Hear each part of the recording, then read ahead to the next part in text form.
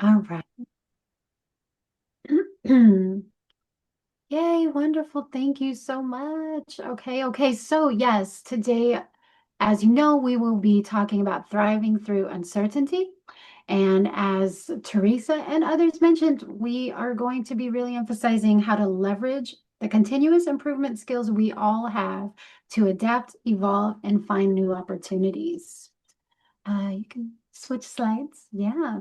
So the agenda throughout this presentation today will be going through coping through change, permission to rest, thriving through uncertainty, embracing change as opportunity, applying PDSA to career planning, value stream mapping yourself, encouragement and mindset, lean thinking in tough times, and resources and support. And before we move on to the next slide, I really want to preface this by saying we do not think we know everything on all these topics. This is just something we put together to hopefully help you all who are going through this, just to kind of help set the tone going forward about basically everything that everyone's kind of touched on. And we just really put this together really out of our hearts to just want to be sensitive to what's going on. So we hope that it's helpful and, take what you can from it. All right. And so let's see. The screen is messing up again. I'm so sorry, y'all. So sorry. 2 seconds. Okay, so we wanted to discuss coping through change. And someone said earlier, human first always. We want to go through these bullets. These are really important when it comes to coping through change. So, number one, acknowledge the disruption. It is okay to feel disoriented. We understand we've gone through change in many different scenarios and ways. And we understand that that interrupts the rhythms and the stories and everything that we're going through, especially when it's concerning your well-being. Layoffs, we know that they're not just professional disruptions, they end up disrupting things going on in our life. They can shake our sense of stability, our identity, our sense of belonging. And so it can be a hard season for many. And so if you're feeling heavy, anxious, or unmotivated, just know you are not alone. Continuous improvement work often centers on the systems, but in this case, we happen to be the system. And so we want to stress that we use compassion as an improvement tool. Second, name what you're feeling. Grief is not just about loss. It's about letting go of what we hoped we would have that would happen. Some people, I know someone mentioned promotion opportunities a while ago. Some people might have been working towards, leveling up in their career. And so the layoffs can bring that loss of hope and grief and shame and anger, but in some cases even relief. I know there are certain people that have looked to leave a position, but maybe they didn't really know how or didn't feel that they could due to, just the need of finances. But sometimes it could even bring relief, bringing a situation to your doorstep that you didn't even know you were ready to take that step for. But whatever the emotion is, all are valid. Emotional processing, it's not a detour from improvement, it's a requirement. It's meaningful and it's sustainable, it's needed for sustainable change. So there are things like tools like a feelings wheel or journaling that you can use to process those emotions. Um, Create a pause space. So something that we kind of just did, you don't have to be productive right away. You don't have to make it a learning moment in the moment right away. It's okay to normalize linearity. I don't know if I'm saying that right. But you can reflect later is the point. Don't try to force meaning in the middle of going through what you're going through. So it's okay to introduce, the idea of minimum viable coping. And basically, that's one small thing that grounds you today. And then we want to talk about practicing micro wins. It's about redefining progress. So at this time, progress might not necessarily look like, updating your resume right when you hear that you're getting bumped or laid off. It might be drinking water and checking in with a friend who's also going through it or a friend who's not. Micro wins can help build momentum. So you want to look for signs of strength, showing up, reaching out, and just staying curious. And then leaning on your circle is super important. You want to find safe connection. Isolation can worsen fear, but connection reminds us that we are a part of something bigger. And so as we've said, stay connected to the community if you can. You are a part of something bigger, even if you may, flow in and out at times. Um, I'm encouraging you all to reach out to one person or networks of people, not necessarily for a solution, but a presence. A presence is perfectly needed at this time, and offer peer spaces and mental health check-ins to folks that you know also may be going through it.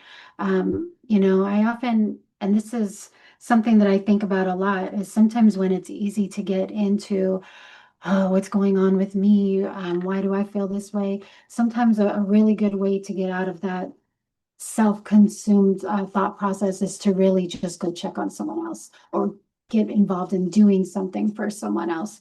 So that really can help, is continuing to keep that circle active. And you're not broken. For anybody that ever feels like that this is happening to you and you're broken, just know that as random as layoffs are, they tend to make us feel like there's something wrong with us sometimes. But in actuality, it really does kind of say more about the system. And so just remember, it's not you, it's a bigger circumstance. And while I'm so excited to hear that people have been experiencing this layoff in a really humane and kind and compassionate way, there are some folks that may still be in more of a headspace of taking it personal. So just remember, it is not a you thing, it's more of a system thing. And so remember that continuous improvement, it teaches us to see root causes. And so this moment has nothing to do with you personally. It's not a result of personal failure, and your value is not erased because of a role changing or disappearing. Can't stress that enough. And honor the cycle. Observe, stabilize, reflect, learn, and redesign. There's no one right way to cope. Again, healing is not linear. That's okay. So borrow this cycle and remind yourself that you do not have to be your best self right now. Just be your real self. And let me see. Hey, you did change it for me. I got to bring that up here so I can see it. All right. Continuous improvement does not equal constant pressure. It's continuous improvement. It's about value, not volume. So you want to give yourself permission to rest. It doesn't mean continuous improvement isn't necessarily about doing more, but it's about doing what matters and doing it better. So if we think about it, true continuous improvement reduces friction, waste, and burnout. It does not increase it. So if there's a myth out there going on that you feel where high performance equals relentless output, let's hang that up right now, because if you think about it, if a process can only succeed when people push themselves to the limit, that's not high performing. That is only going to lead to high risk.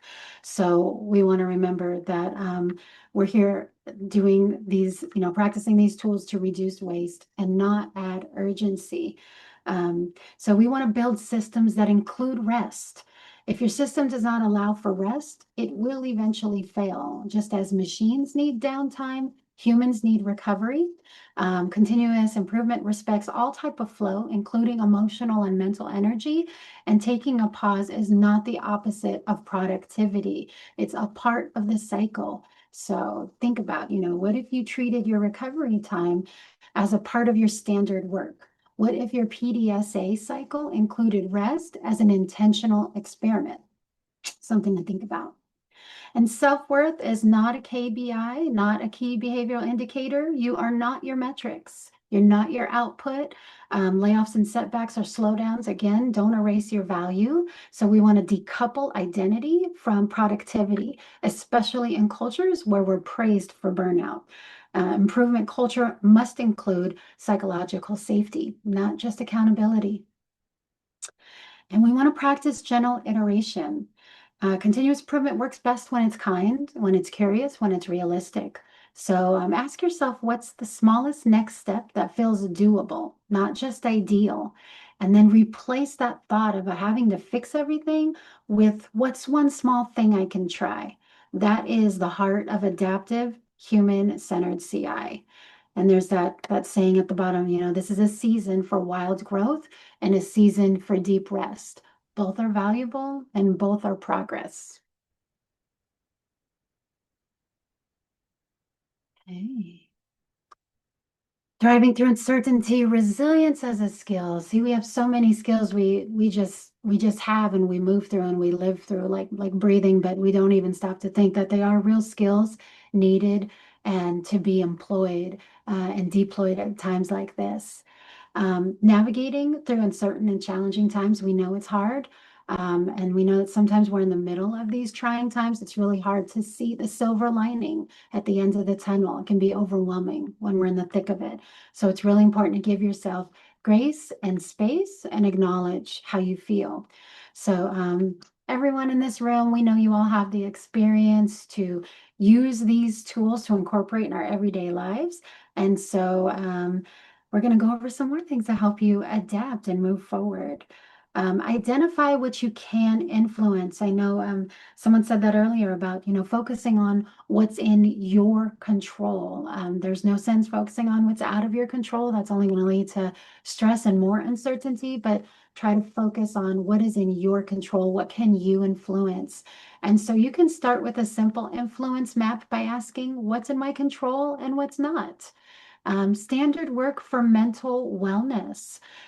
So we do a lot of standard work and continuous improvement, but what is the standard work for your mental wellness? And an example, a very simple example, can be morning breath work, taking time to meditate, walking, maybe you have a gratitude journal, but whatever that is, it should equal a mental baseline reset. So when you feel yourself starting to spiral out of control with negative thoughts or worrisome feelings, remember to come back to your standard work for mental wellness and reset at that baseline. Practice learning loops. We'll talk more about that PDSA cycle, but remember, try, reflect, and adjust. That is a learning loop that we can remember for this PDSA. Your career path, it's iterative, it's not linear. We're going to say that a few times just to really nail that point in. And visualize a future state you'd be proud of. Doesn't have to be perfect, just possible. So visualization is also very important when going through this. Something like this can not only kind of crush your hope or crush feelings, but it can also crush vision for future if you're feeling stuck in this moment and what's going on. Love that, Talia. And I can say visualization is a powerful tool. If you think about like where do you see yourself in 6 months, a year, 2 years, and really just keeping that why in mind. So well said, Talia. So, we love to share this quote with you. Teiichi Ono, he's the father of Toyota Production System, which inspired lean in the manufacturing world.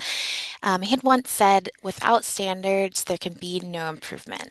And we know that many of us, whether directly or indirectly, have been impacted by the current workforce reductions.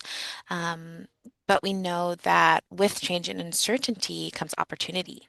So it can allow us to revisit our own standards, ensure we take them with us as just we move forward in life. What are those baseline items in our lives that we need to survive and thrive? What are our non-negotiables? What are we willing to compromise on? What are we not? Without knowing those baselines, we aren't able to actually measure if we're making improvements or not. So we just invite y'all today to just ask yourself, what problem am I solving for? And also, what can I experiment with to make small changes that get you to where you want to be? As individuals that are part of this community, we're trained to deal with systems under pressure, to constantly observe, analyze, iterate, improve, like Talia said, to solve those procedural problems that, are with us in our professional lives and workflows. But we're really excited now to just share some ways that we can turn that knowledge and experience inward for some just critical thinking and improvement. So, looking at what this could look like in action, Talia mentioned the PDS or CA cycle, one methodology that I'm sure y'all are familiar with, plan, do, check or study, and act. It's that iterative cycle that just allows us to make continuous improvements, and to continuously evaluate small changes to study how they're contributing to our overall goal, and our success. For example, we could apply the PDSA cycle to career planning.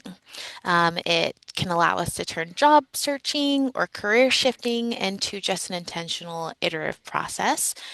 So for example, in the plan phase, identify your goal. Are you looking for a new job, a new skill set? Are you pivoting careers or just want to stay resilient, And with your new goal, just create a mini problem or opportunity statement.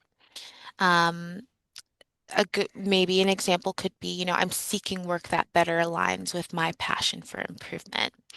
And then once you have that opportunity, develop a hypothesis that you can use to kind of drive what you'll try first and what you can test against. Such as if I update my resume, with just quantifiable continuous improvement influx, I'll get more interviews. Just something that you can test. In the do phase, choose small actions, such as updating your LinkedIn profile, reaching out to three of your close contacts, joining a webinar or a training course if you're interested in learning a new skill. Talia did mention, don't wait to be perfect. Sometimes we kind of want every duck in a row before we even make that step, but starting before you're ready and just being able to experiment with just low risk steps can really help build momentum and insights. In the check or study phase, after you've made those small intentional steps, this is an opportunity to just see and reflect what worked, what feedback did I receive that I could possibly take with me moving forward, and then reflect on a routine basis, whether that's weekly, bi-weekly, just really being able to kind of see what actions did I make that had traction, allowed me to move forward and make some, positive change, as well as kind of what actions did I do and invest time in that maybe didn't contribute to my overall goal. So just being able to do some self-reflection there. And finally, in the act phase, this is where you get to just adjust your approach based on the results and reflections that you have. And then also scale what works. Double down on those channels that brought interviews, or double down on those trainings that you feel you were able to actually implement in your personal and professional life. And then, you know, leave what didn't work. That's totally okay. It's a lesson learned, and you're able to take with you what did work. Um, if you find yourself wanting to evaluate career planning, we definitely recommend just filling out, your a PDSA template. I'm pretty sure we have plenty of those. I'm happy to provide any with that. And then also try a weekly career sprint just to see, how you're advancing and furthering your career, and then see if that's working for you. Um, hmm, One example, just to kind of put all of this maybe in perspective. So, after updating, your LinkedIn headline, and attending a webinar, you receive perhaps a message from a recruiter that's complimenting your profile clarity. However, one of three of those contacts that you reached out to responded. So during, your weekly reflection, you can maybe think about, those webinars seem to generate more engagement than cold outreach. So, you decide to prioritize networking live events going forward rather than just, directly reaching out to a few people. So just an example of how, you can just plan your actions, take the small steps, do some reflection, and then make some small changes moving forward. And again, it's continuous and it's iterative with the small changes. Another tool that y'all might be familiar with is value stream mapping. And we were actually gonna have Beth do some value stream mapping today, but she's coming back in August to teach us more on that. But value stream mapping is a very essential for lean transformation, often referred to as VSMs, and it allows us to visualize and improve the flow of just material or information within a process. And we typically use VSMs to reduce waste and increase flow within our work processes. So why not do that with our own job search? So one way that you can use VSM for your personal goals of career advancement is to evaluate and optimize how you spend your time and effort during tough transitions, such as looking for a new job or switching careers entirely. And by mapping those critical steps you take when you look for a job or build a skill, you're able to see how much time and effort you're taking during each step. And you're also able to see which of those steps that you've taken are adding value, may not be adding value at all, or they're steps that may not add value, but it's necessary to just move forward and reach that goal. So Talia will talk with us in a little bit more depth to show us just what this could look like. Thank you. Yes, thank you for all that, Teresa. Yeah, so we just wanted to, give a very basic example of what a very short and brief VSM might look like. Just to be intentional about actually doing this work when it comes to us personally.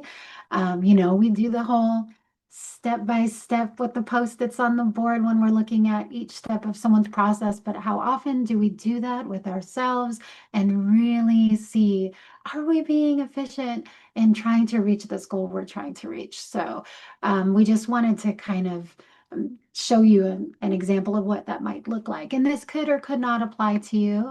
Again, take it for what it's worth. But with the job search, let's say, for example, you wake up, you check the job boards, you tweak the resume, submit the apps, no response, ugh, feel discouraged. Skill building example, log into LinkedIn, checking your post for some new courses, register for a few, and then take the course. We'll touch on some of those points on the side, but what we wanted to do with this visual right here was really help you to remember to check what Teresa was just talking about. What steps in this process are value added, non-value added, and necessary, but not necessarily value added. So, like for example, when we're tweaking a resume, is that a value added step? Are you tweaking it with the intention of going towards a specific position you're looking for in a specific career track, or are you just tweaking it to just update a couple of things that you see need to be fixed? Are you submitting apps specific to a designated career track that is in alignment with your goals, it is alignment with your standards, or are you just submitting apps because you need money? And there's nothing wrong with that because we've done it. But again, always come back to your standards, always come back to your goal, and make sure that what you're doing and your steps that you're taking are in alignment with the future state that you want to see. Um, so we'll talk about that. So we want to talk about seeing the whole system and not just the symptoms. So while skill building or a job search can feel scattered at times with many random tasks, lots of tabs open, and sometimes no clear momentum, when you put together a map like this and you actually put forth the effort and intention to really map out each step like you've done so many times with other projects, it can help you see the forest versus just the fire that's burning around you. So we often focus on tasks when we're doing operations, and sometimes we don't see the flow necessarily or the bottlenecks in between them. So when we map out a process pertaining to our own journey, we can move from feeling reactive to becoming responsive. And again, it's not about perfection, but it's about visibility, seeing everything in front of you. So making the invisible visible. We can't improve what we see, and we often underestimate just how much invisible work or invisible steps we're taking. So this VSM, this personal VSM, is going to capture your energy drains, your waiting periods, for example, recruiter response time, and the mental load, maybe there's like emotional recovery that needs to be done from some rejections that counts as work. In this case, those things count as actual work. And so you want to recognize it. So you validate that your efforts are, you're going to prevent burnout by validating it. And you may even learn like a 30-minute phone call can create, more traction than 5 hours of online applications. So remember, it's not about doing more. You want to align your effort with value. It's about doing what gets results, not about doing the most things in a short amount of time. And so this is going to help you identify what actions actually move the needle. So as I said, a 30-minute call with someone can create more traction than several hours of online applications. So remember that maybe sometimes moving the needle is networking versus mass applying. So ask yourself, what are those value added steps, and which are just comforting or habitual? You want to reclaim your time and your energy. This is not just a tool, but it's an act of self-respect if you think about it. When you track time in between steps, it reveals where you're waiting, where you're spinning, where you're overworking, overthinking. So then you can design a smarter and more helpful flow. You can chunk tasks, you can block time for deep focus, and even remove low return activities. So that's going to prevent overloading yourself with just busy work disguised as progress. And design a system you can sustain. If your job search requires you to be at 100% motivation every day, it's not necessarily resilient, but it's probably most likely unrealistic. And so this mapping will help you to build in intentional slack, breaks, review cycles, self check-ins. I had somebody email me, hey, why is it PDSA and not PDCA? As we're so often using, is the state standard changing? And I'm like, oh no, we're not changing the state standard at all. But we chose to use it as specifically for study, right? Because when it's a personal thing that we're mapping, our personal journey, especially something in such a sensitive time, I think that we need to spend more time with the study and reflection portion and really just give ourselves that pause that we talked about earlier. So that's, if anyone's wondering why we chose PDSA, that was intentional for that. So going off of that, reflective insight is greater than guilt-driven hustle. So the goal of this is not to make you work harder. It's not to point out gaps to be in this, guilty place of, oh, I'm not doing enough, but it's to help you work clearly and treat yourself with curiosity rather than judgment. So if your VSM happens to show that you're stuck, just take it as a data point, not a diagnosis. And remember that lean thinking involves experimentation. So ask yourself, what happens if I change up the order a little bit or if I eliminate this task? The act of mapping, it's just as valuable as the results. So remember that the whole point of this is to rewire how you think about progress and to help you visualize what it is that you're doing so you can just really see where the value is. Creating a compass during chaos. When everything around you is uncertain, this map of your effort is going to give you something solid to hold on to and to go back to. It's going to help you articulate what you are doing to yourself, with yourself, to mentors, or even in interviews. It's going to help build agency. And even if you don't control the outcomes, you will control the system that you're building, and you can control how it is that you're responding to what's going on within that system.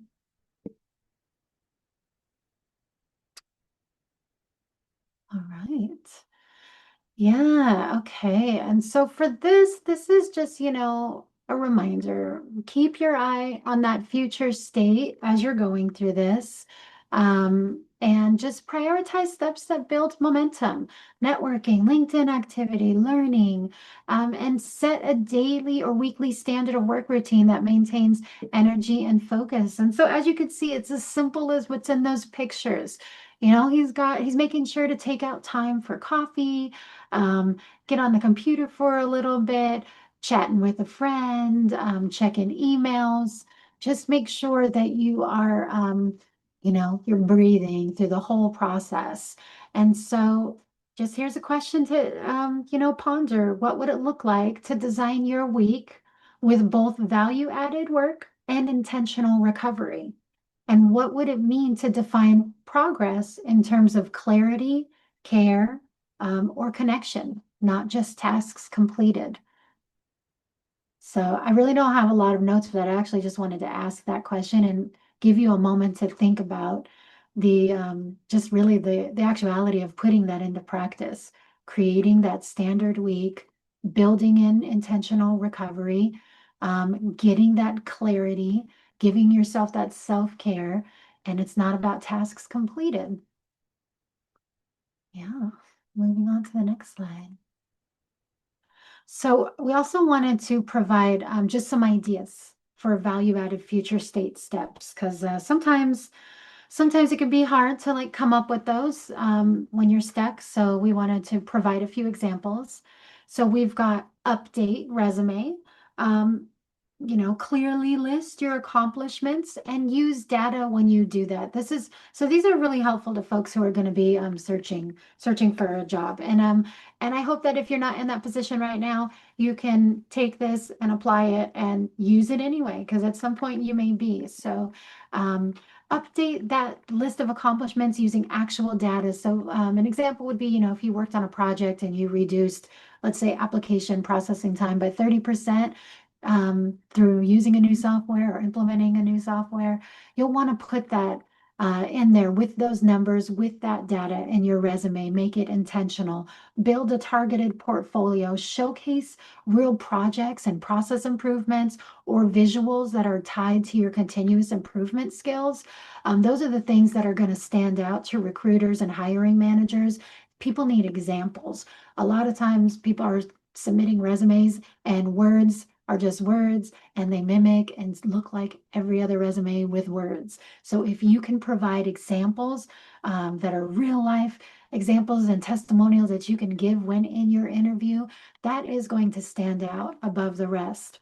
And practice, practice mock interviews weekly if you can. It prepares you to articulate your impact and then adapt to different job types. Sometimes that can feel funny, but doing that is really super helpful, just like doing a dry run for a huge presentation. A job tracker. You can track your outreach, your interview rates, your follow-ups. You can create a mini Kaizen board, just spot what's working, and engage. It says engage in active learning, continue education, take short and strategic courses aligned with your goals. So you've got LinkedIn Learning, Coursera, Skillshare. Those are some things you can go, some sites you can go look at and see if they've got any courses that are interesting, and then just apply those insights as soon as you can when you learn that. And then reflect, use that study time from PDSA to identify what brought the most progress and then where to pivot if you see that maybe there wasn't progress from a certain effort you put forth. And then network. Oh, I very strongly recommend this as well. Attend one live event or reach out to one new contact each week with intent. I recently went to what was it? I don't remember the exact title, but it was a huge conference, annual conference for women-owned small businesses. And it's funny, I went for my own personal, because I have a little side business on the side for painting, and I went for that. But sitting there, I got so much insight from my state job. The things people were talking about, it's amazing how many of these businesses were on the same page of human-centered design and continuous improvement. So don't limit yourself. Go network and go to different types of conferences. You'll be surprised where you can find relatable material and meet people that you may just love to connect with and need to connect with for your future goals or just relationship period. It was a really good network, really good conference. So I suggest go looking on Eventbrite and seeing what's in your local area. And then, apply CI thinking to your personal routines, what we've been talking about. Use 5S or time audits to clear out distractions and create mental clarity. Stay focused. Again, draft a future self vision statement. Keep your value stream customer focused, and your future self is the customer in this instance. And then stay active, contribute to a CI community, volunteer for a project or share a success story that will build credibility, engagement. It builds confidence. You know how they say, if you don't use it, you lose it. So I think volunteering to a community and staying active in the CI skills that you've gained, it's definitely going to help with your confidence, and you won't feel like you're losing your skill, but you continue to use it so it'll be easier for you to talk about and articulate and have that excitement when you're in those interviews. Yeah, and so what's the takeaway? Really basic, just optimize what you have to use and then visualize where you want to be. And remember, you're not failing. You may just be optimizing the wrong steps, but visualizing your own process will make it easier to improve it. And then also, I know I touched on it earlier when we talked about, remember you're not broken. This is not happening to you; it's happening for you. And I, in the past, have experienced rejection, and I just want to say again, reframing that mindset that it's not rejection. Look at this as redirection, and when you apply all these CI tools and steps, it will really help you to be redirected and an optimal destination. I don't know if I'm saying that right, but it's going to take you to where you're meant to go. Just remember to use that time and invest the time that you have wisely. Awesome. Thank you, Talia. I love that. Talia and I kind of talked about that last week about, things aren't happening to you, they're happening for you. And being able to kind of, we're going to talk about mental framing in a minute, but just being able to just know that, it's a redirection, like Talia said. There's a reason behind everything, in my opinion. And uh, it just will make you stronger in the end. So just appreciate that. And I really appreciate just you are your future self. You're the customer in your future self. I absolutely love that. This is a moment where, we can put ourselves first and really be intentional about, what we want to incorporate in our life. So appreciate that, Tal. So before we kind of wrap up and share a few resources for you that hopefully will be helpful in just furthering your career, we want to just leave you with a few additional tools that encourage us to leverage lean thinking during tough times. If you find yourself struggling, to keep a positive mindset or spirit during this time, or any tough time really that might lie ahead. We recommend just trying mental framing. Um, in the same way in lean, we don't assume the process is broken. We investigate, right? We need that same mindset when it comes to looking at all the facts of our current situation, identifying any of those gaps, and moving forward with those improvements. Um, although it may not seem like it at the time, there's always something to learn from everything that occurs in our lives, and things do, like I mentioned, I feel happen for a reason, whether that's to make you a stronger person, a wiser person, more thoughtful, or, just to help you learn from your mistakes. So kind of keeping that, mindset that it's not happening to me, it's happening for me. That's really allowed me personally to just shift my mindset and remain more optimistic. And there was someone in the chat earlier too that mentioned, how they stay grounded is practicing gratitude. And that's been a huge thing in my life that has kind of transformed my mindset as well. So. I know, again, in the moment, it is hard to do so, but just remember that the current state is just that. It's current. And you have just the ability to influence your future state and what you want that to look like. Um, we have a question, Rami. We're just getting to the end of our presentation, but we'll have you just right up in front. We won't miss you. Um, thank you.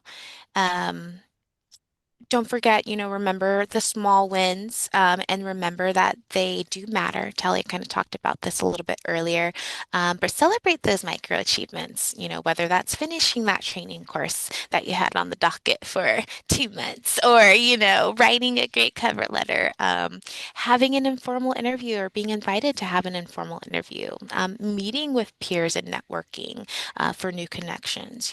Those are all helping you to get to your end goal. And just like we celebrate milestones in improvement efforts or projects, those are the things that kind of help keep our momentum going and really see that, we're making positive changes. So celebrate the small wins. And lastly, here, just engage in with your community. We've said this, earlier today. We'll continue to say it, but you are not in this alone. Continuous improvement is all about teamwork. It's all about improving together. So, surround yourself with those who uplift you. One thing that you can consider, other than, of course, continuing to come to this community, you can create a shared online space, whether that's through Teams or Slack or LinkedIn. Just to connect with those on a routine basis, share best practices, share any job postings, or just to even share some positivity with one another. I think that's super important. So just, remember to get any encouragement you can from the community, from your community, whether that's, professionally, your personal community, family, friends, all of that good stuff. Just a couple resources. I think a few folks actually shared some of these today, so we're so glad we're on the same page with all y'all. We have a few listed. I won't go through all of these, but have a few pertaining to just job searching or career tools. I know WorkSource was mentioned earlier. If you're interested in just continuing your continuous improvement learning or skill sets, or interested in any kind of certifications to kind of further your knowledge and experience, we have some listed there. And we also have a few just networking and peer communities that you can join. We have a few, of course, around the state, a few that we know of that also involve, the private sector folks that we love to include as well. So some resources for y'all to take with you. And then a few more statewide links here. Someone also had shared just the Employee Assistance Program, which is huge, for us. Just some kind of general information on just transitioning from DES, collective bargaining agreement, that fun stuff, and some more EAP resources for you if you are going through this or being directly or indirectly impacted there. Yeah, and I just want to say Beth shared those. So thank you for those, Beth. And so if anyone has any questions about those specifically, maybe Beth can pop on and answer those. Also, thank you, Narissa. You're so wonderful on the back end, just killing it. She just popped in a couple other links. So I recently saw there's a specific WorkSource webinar. It's the second webinar for state workers to learn about Washington benefits and reemployment services. And that's coming up on June 25th. So if you want to attend that, please do. And then also, I recently heard from a gal who works with DCYF. She's in the AA track, and she told me about the American Society of Administrative Professionals. This is a resource where you can go and do some, I believe, free learning.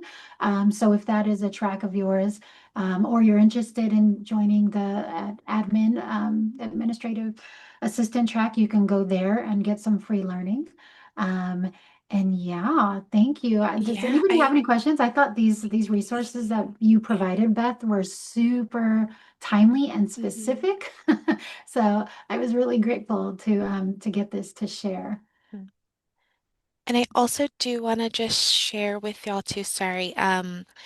Speaking of resources, we are most likely going to be sharing any of just kind of those conferences or learning avenues, as well as just, job postings that we may see through the state through our LinkedIn, Results Washington. So if you aren't already following us, feel free to follow us. Those are just, we're going to be really intentional.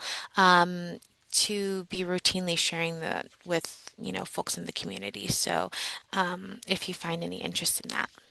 That's a But great point. Thank you, Teresa, for yeah, saying that. yeah, If you're a hiring manager out there, I know we've got a freeze, but some positions are essential. So if you are a hiring manager out there and you've got a CI position coming up or anything that you think anyone in this community might be great at, you can, as soon as it posts, let us know so that we'll be aware of it to post it on our site.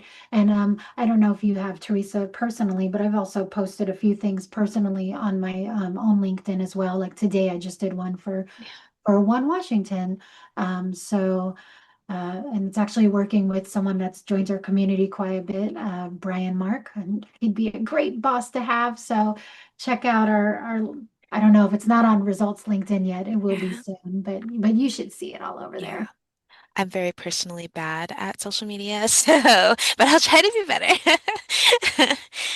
Yeah. Um, Oh, Jennifer, for sure. A 12-minute talk with a friend can reduce stress. oh, Absolutely. love that. Love, love, love. I love it. Well, I know Lami, I'm so sorry. I know is it Lami, you had your hand up earlier and I don't want to forget about you. So just wanted to see if you had a question or just insight, anything you want to share.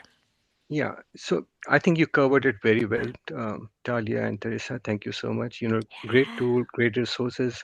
One good tip I got when I wasn't selected for a position, I asked for a follow-up interview, and I got a very nice tip from the person who was hiring. Is he said in the cover letter, always make sure you look at the position description and see how your work experience aligns with the job that you're applying for, and if you're selected for that position, how your work experience is going to enhance that organization.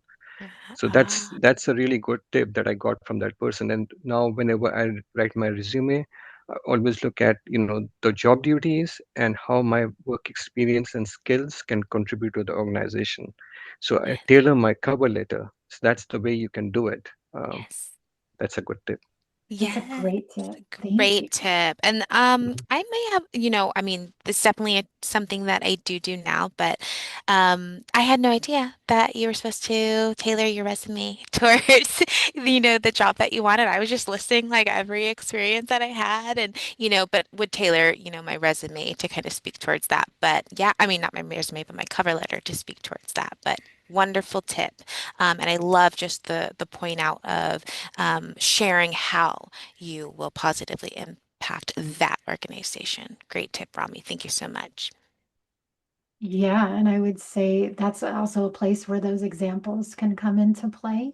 Again, people want real life examples of what you did. Chances are they've got a problem that they need to solve, and when you get on, you're going to be part of the solution. So showing and showcasing what it is that you have skill set in is great.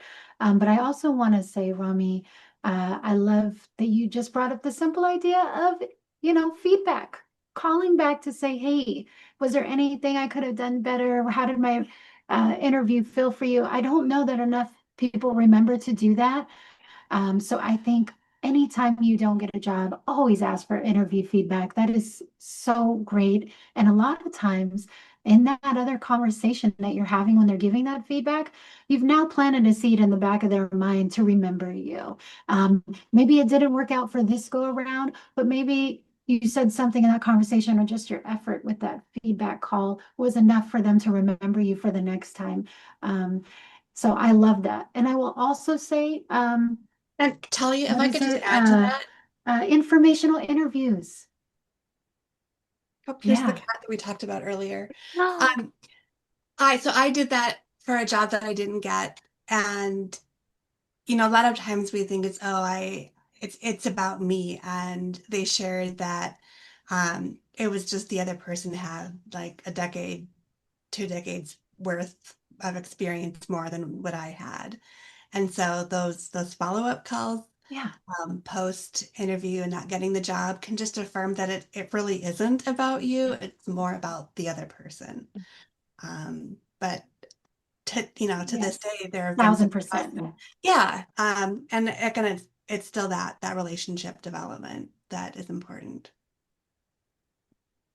Love it. Thank Well, you. yeah, Nerissa mentioned in the chat, you can be the juiciest, ripest peach in the world, and they could just be looking for an apple. Yeah, totally. Absolutely. Anyone have any questions or just, any experience with maybe using some of these tools in their own personal lives that they'd want to share with the rest of the community? Um, One thing I wanted to point out in the chat, which I absolutely love, Jessie shared that they've started adding joy performance indicators to their weekly sprints, which is so amazing. And I think, it's a great opportunity to really think about what you could do intentionally to bring more joy into your work life, and what a great thing to incorporate in your personal life as well, and making sure that you're actively following up on that. Yeah, Jesse, if there's anything you want to add, I just had to call that out. Thanks. I actually wanted to like say another practice, a different practice that's been really helping me, and it also is guaranteed to amuse your family members. And this has to do with that idea of like your future self as the customer. So I have conversations with past and future Jesse. So I'll do something little task and I'll be like, here you go, future Jesse, it's a present for you. And then when I come across it again, I'll be like, thank you, past Jesse. That was really helpful. Sometimes we also have little arguments, which my boyfriend finds really amusing. But I find that really helpful to think of my past as like almost separate people and consider their like, the impact I'm having on future Jesse Mhm. when I'm thinking about stuff. I love that. No, such a good. I mean, just we're different people than we were, whether that's 10 minutes, I'm a different person than I was 10 minutes ago. You should see me 10 minutes ago. Versus, a year ago, 5 years ago. So I love that, Jesse. Thank you so much. Um, I it looks like we have Will JM has their hand up. Welcome, welcome. Oh, Hi, hello. how are you? Good, how are you? Okay, it's Jeannie. Jeannie. I didn't put my full name in there. No. The one thing that I was thinking about an interview I had a long time ago, and I got the job. I at the end of the interview they asked, "What do you have any questions for us?" And I read this online saying, "Try this," and it's like being bold. You would ask. I asked, "Why wouldn't you hire me?" Mm-hmm. And they said, well, you didn't mention anything about this and this, and then that gave me an opportunity to say, oh yes, I have done that, and this is the example. So the bold question of why wouldn't you hire me is something to think about. So that's all. Yeah. Love That's all. that. Yeah. Yeah, thank you so much. Yeah, anything that can just help you tweak, your future interviews or, preparation, all for it. I don't have my hand raised, but I would say make sure you do have questions, thoughtful questions prepared. And if it's a job you're really super stoked about, I mean, maybe for all of them, but you may not have enough people who will continue to do this with you. But maybe see if you can get somebody to mock interview you. Just have them find maybe AI, like here's the job description, AI come up with 5 questions based on this, and just have them mock interview you Yeah. with those. I think it helps, and definitely having questions ready. And that I've never heard that one. The person who just gave that's awesome. I love that. That will now, hopefully I won't need it for a long time, but sticking that one in my tool belt, because I try to ask good questions, and that's an amazing one. Yeah, absolutely, Jennifer. Thank you. Yeah, I think, just with my experience with interviewing now, like this is your chance to interview this company as well, to make sure that it's a good fit for you. It's the right team. So not only are you interviewing for the job, it's your chance to interview them as well. So coming with those questions, prepared ahead of time of things you really want to know, in order to also make your decision whether you're going to say yes or no. So love that. So I want to Andrea, oh, acknowledge yep, really sorry. quick. Yeah, Just want to please. acknowledge, thank you everyone for your time. If you have to leave, we Oh, can stay on for a couple more minutes to hear Andrea's question. But if you have to leave, we just want to be respectful of your time and say thank you for attending. And we hope you got something out of your time with us today. That's it. All right, thank Andrea, you so much. I had no idea what time it was. we can go I'm on too for another engaged. half hour. Too engaged. Yeah. Just to that end, some of the things that I've seen really helpful in interviews has just been things like, I want to make sure that this is a best fit for you and for me. So can you tell me a little bit about the culture there? Or can you tell Mhm. me like what would success look like in this position 3 months, 6 months, a year down the road? So Yes. those are things that also give you a roadmap insight into where it's Yeah. going. Yeah, love that. Absolutely. It's so needed. Culture, It culture can just make or Culture's break your everything. spirit. It's Hmm. everything. It's the air quality in a house. You've got to know what you're walking into. Am I walking into a polluted space or a fresh space? So I love I that. was I was trying to find it. It randomly came up in my feed on LinkedIn, and I'm not on LinkedIn a lot, but it was reframing answers to maybe difficult questions that, like, why you weren't in your last position, like if you were fired, like how to reframe them, but questions you should ask, like why is this position empty, or why is it vacant? Like ways, and I like that one, like the culture, like questions that, because you're right, it's about the position and what you're walking into as well. What's your management style? What's a day look like working for you? um Current And I wish I could challenges. find it because they were really good. I mean, you can find interview question articles anywhere, but I was like, ooh, those are nice. Mhm. Yeah, Yeah, there's Without a lot of coming good across as resources out being there. snotty, like Right. they were decent ones. and taking it back to the presentation, we talked about, your standards and your baseline and, non-negotiables. So it really is, if you're going to do these things that we talked about, it is a part of that process, when you have that interview to make sure that it's an alignment with the job you're going for. It's an alignment with the standards that you set for yourself. Yep, yep. All right. Well, thank you all for sticking with us a few minutes later. We Yeah. This is appreciate great. you. I appreciate it. Appreciate the work you put into it, all of you, and holding the space for everybody. It's really important to keep having these and recognizing we continue to need them. Yeah, Yes, well, we're here We need for absolutely. that you. 12 minutes of Yeah. connecting. Yes. Oh, yes. Thank I you love guys Dr. so Sanjay much. Gupta, and he says that like the best thing you can do is take a walk with a friend and solve problems like that. those three things, that combination, like will get your brain, it activates like the three different parts of your brain. So Mm, throw a walk in there and you're good to go. it's my favorite thing. Thank y'all so much. Thank you, Bye. everyone. Bye bye.